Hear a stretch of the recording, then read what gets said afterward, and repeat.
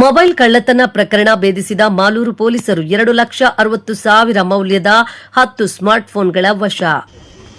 ಮಾಲೂರು ತಾಲೂಕಿನ ಮಾದನಹಟ್ಟಿ ಸಮೀಪದ ಫ್ಲಿಪ್ಕಾರ್ಟ್ ಕಂಪನಿಯಲ್ಲಿ ನಡೆದ ಮೊಬೈಲ್ ಕಳ್ಳತನ ಪ್ರಕರಣವನ್ನು ಮಾಲೂರು ಪೊಲೀಸರು ಯಶಸ್ವಿಯಾಗಿ ಭೇದಿಸಿದ್ದು, ಆರೋಪಿಯನ್ನ ಬಂಧಿಸಿ 2,60,000 ಮೌಲ್ಯದ 10 ಸ್ಮಾರ್ಟ್ಫೋನ್ಗಳನ್ನು ವಶಪಡಿಸಿಕೊಂಡಿದ್ದಾರೆ.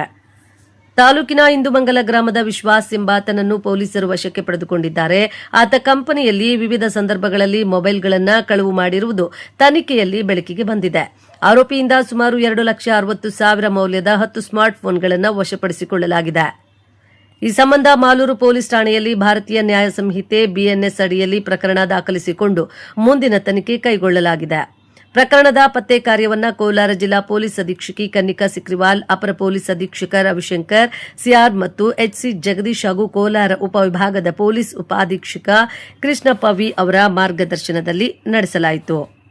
ಕಾರ್ಯಾಚರಣೆಯಲ್ಲಿ ಮಾಲೂರು ಪೊಲೀಸ್ ಠಾಣೆಯ police inspector Ramappa Gutter, probationary PSI Pavithra, ASI Ramesh Babu ಹಾಗೂ ಅಪರಾಧ ವಿಭಾಗದ ಸಿಬ್ಬಂದಿಗಳಾದ ಮುರಳಿ ಮತ್ತು ನಾಗರಾಜ್ ಪೂಜಾರ್ ಅವರ ತಂಡ ಪ್ರಮುಖ ಪಾತ್ರ ವಹಿಸಿತ್ತು. ಪ್ರಕರಣವನ್ನು ಯಶಸ್ವಿಯಾಗಿ ಭೇದಿಸಿದ ಪೊಲೀಸ್ ಅಧಿಕಾರಿಗಳು ಮತ್ತು ಸಿಬ್ಬಂದಿಯ ಕಾರ್ಯವನ್ನು ಜಿಲ್ಲಾ ಪೊಲೀಸ್ ವರಿಷ್ಠಾಧಿಕಾರಿಗಳು ಶ್ಲಾಘಿಸಿದ್ದಾರೆ.